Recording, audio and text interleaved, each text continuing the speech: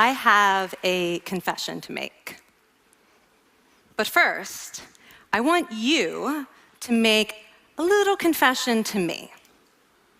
In the past year, I want you to just raise your hand if you've experienced relatively little stress. Anyone? How about a moderate amount of stress? Who's experienced a lot of stress? Yeah, me too. But that is not my confession. My confession is this: I'm a health psychologist, and my mission is to help people be happier and healthier.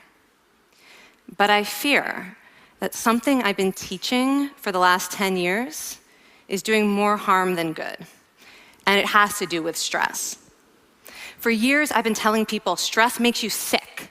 It increases the risk of everything from the common cold to cardiovascular disease. Basically, I've turned stress into the enemy. But I've changed my mind about stress. And today, I want to change yours. Let me start with the study that made me rethink my whole approach to stress. This study tracked 30,000 adults in the United States for 8 years. And they started by asking people, how much stress have you experienced in the last year?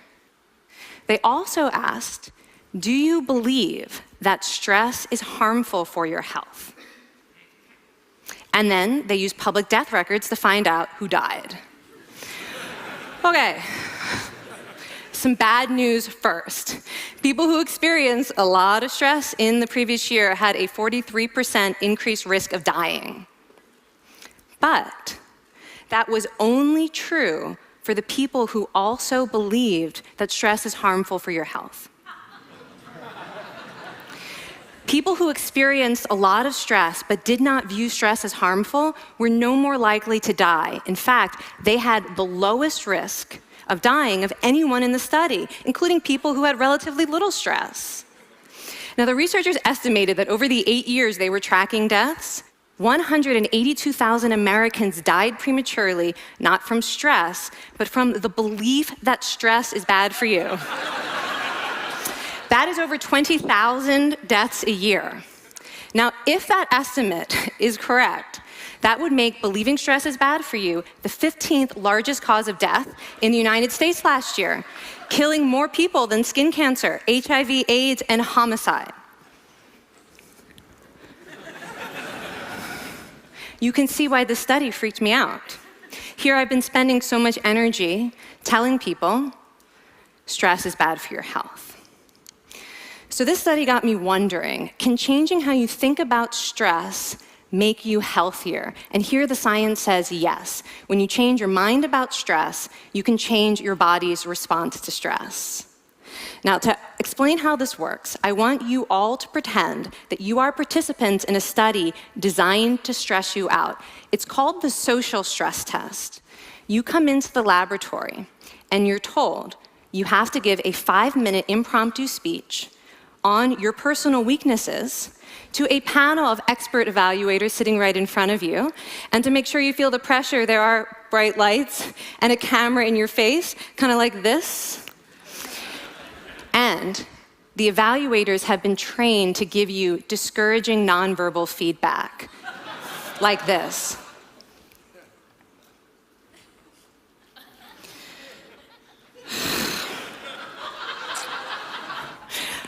Now that you're sufficiently demoralized, time for part 2, a math test. And unbeknownst to you, the experimenter has been trained to harass you during it. Now, we're gonna all do this together. It's gonna be fun, for me. Okay. I want you all to count backwards from 996 in increments of 7. You're gonna do this out loud as fast as you can, starting with 996. Go. Go faster. Faster, please. You're going too slow. Stop, stop, stop, stop. That guy made a mistake. We're gonna have to start all over again. You're not very good at this, are you? Okay, so you get the idea. Now, if you were actually in this study, you'd probably be a little stressed out. Your heart might be pounding, you might be breathing faster, maybe breaking out into a sweat. And normally we interpret these physical changes as anxiety or signs that we aren't coping very well with the pressure. But what if you viewed them instead as signs that your body was energized, was preparing you to meet this challenge? Now, that is exactly what participants were told in a study conducted at Harvard University. Before they went through the social stress test, they were taught to rethink their stress response as helpful.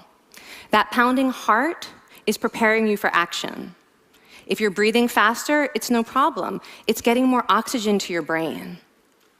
And participants who learned to view the stress response as helpful for their performance, well, they were less stressed out, less anxious, more confident. But the most fascinating finding to me was how their physical stress response changed. Now, in a typical stress response, your heart rate goes up and your blood vessels constrict like this. And this is one of the reasons that chronic stress is sometimes associated with cardiovascular disease. It's not really healthy to be in this state all the time. But in the study, when participants viewed their stress response as helpful, their blood vessels stayed relaxed like this. Their heart was still pounding, but this is a much healthier cardiovascular profile. It actually looks a lot like what happens in moments of joy and courage. Over a lifetime of stressful experiences, this one biological change could be the difference between a stress-induced heart attack at age 50 and living well into your 90s. And this is really what the new science of stress reveals, that how you think about stress matters. So my goal as a health psychologist has changed. I no longer want to get rid of your stress. I want to make you better at stress. And we just did a little intervention. If you raised your hand and said you'd had a lot of stress in the last year, we could have saved your life.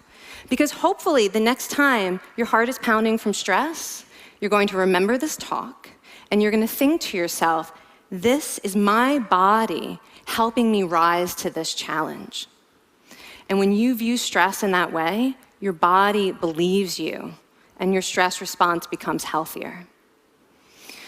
Now, I said I have over a decade of demonizing stress to redeem myself from. So we are going to do one more intervention. I want to tell you about one of the most underappreciated aspects of the stress response. And the idea is this: stress makes you social. To understand this side of stress, we need to talk about a hormone, oxytocin. And I know oxytocin has already gotten as much hype as a hormone can get. It even has its own cute nickname, the cuddle hormone, because it's released when you hug someone. But this is a very small part of what oxytocin is involved in. Oxytocin is a neurohormone. It fine-tunes your brain's social instincts. It primes you to do things that strengthen close relationships. Oxytocin makes you crave physical contact with your friends and family. It enhances your empathy. It even makes you more willing to help and support the people you care about. Some people have even suggested we should snort oxytocin, right, to become more compassionate and caring. But here's what most people don't understand about oxytocin. It's a stress hormone. Your pituitary gland pumps this stuff out as part of the stress response. It's as much a part of your stress response as the adrenaline that makes your heart pound. And when oxytocin is released in the stress response, it is motivating you to seek support. Your biological stress response is nudging you to tell someone how you feel instead of bottling it up. Your stress response wants to make sure you notice when someone else in your life is struggling so that you can support each other. When life is difficult, your stress response wants you to be surrounded by people who care about you. Okay, so how is knowing this side of stress going to make you healthier? Well, oxytocin doesn't only act on your brain, it also acts on your body. And one of its main roles in your body is to protect your cardiovascular system from the effects of stress. It's a natural anti-inflammatory. It also helps your blood vessels stay relaxed during stress. But my favorite effect on the body is actually on the heart.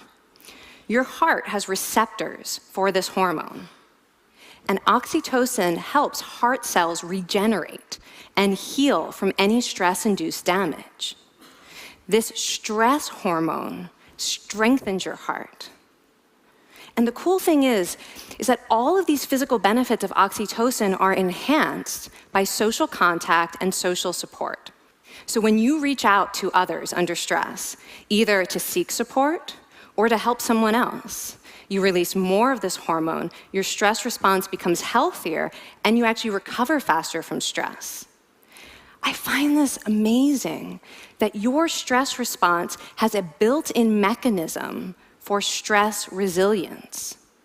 And that mechanism is human connection. I want to finish by telling you about one more study. And listen up, because this study could also save a life.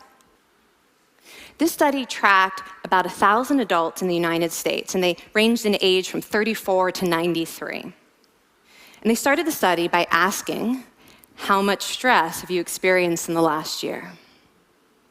They also asked, how much time have you spent helping out friends, neighbors, people in your community? And then they used public records for the next 5 years to find out who died. Okay, so the bad news first.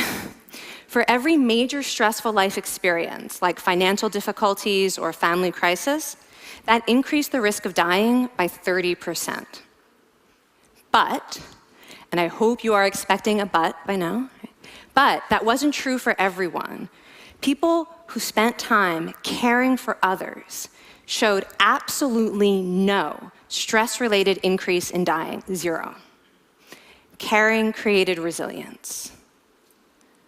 And so we see once again that the harmful effects of stress on your health are not inevitable. How you think and how you act can transform your experience of stress. When you choose to view your stress response as helpful, you create the biology of courage. And when you choose to connect with others under stress, you can create resilience. Now, I wouldn't necessarily ask for more stressful experiences in my life, but this science has given me a whole new appreciation for stress. Stress gives us access to our hearts.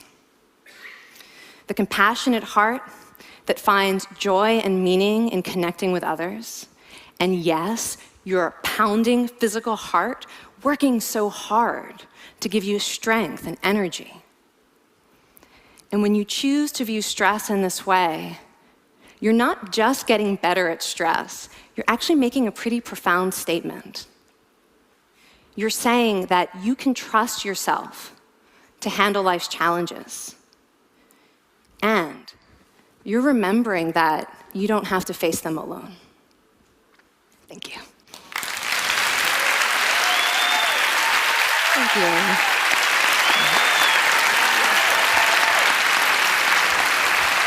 I mean, this is kind of amazing what you're telling us. It seems amazing to me that a belief about stress can make so much difference to someone's life expectancy. How would that extend to advice? Like if someone's making a lifestyle choice between, say, a stressful job and a non-stressful job, does it matter that which way they go, that it's equally wise to go for the stressful job so long as you believe that you can handle it in some sense? Yeah, and one thing we know for certain is that chasing meaning is better for your health than trying to avoid discomfort. And so I would say that's really the best way to make decisions, is go after what it is that creates meaning in your life and then trust yourself to handle the stress that follows. Thank you so much, Kelly. Thank you. It's really cool.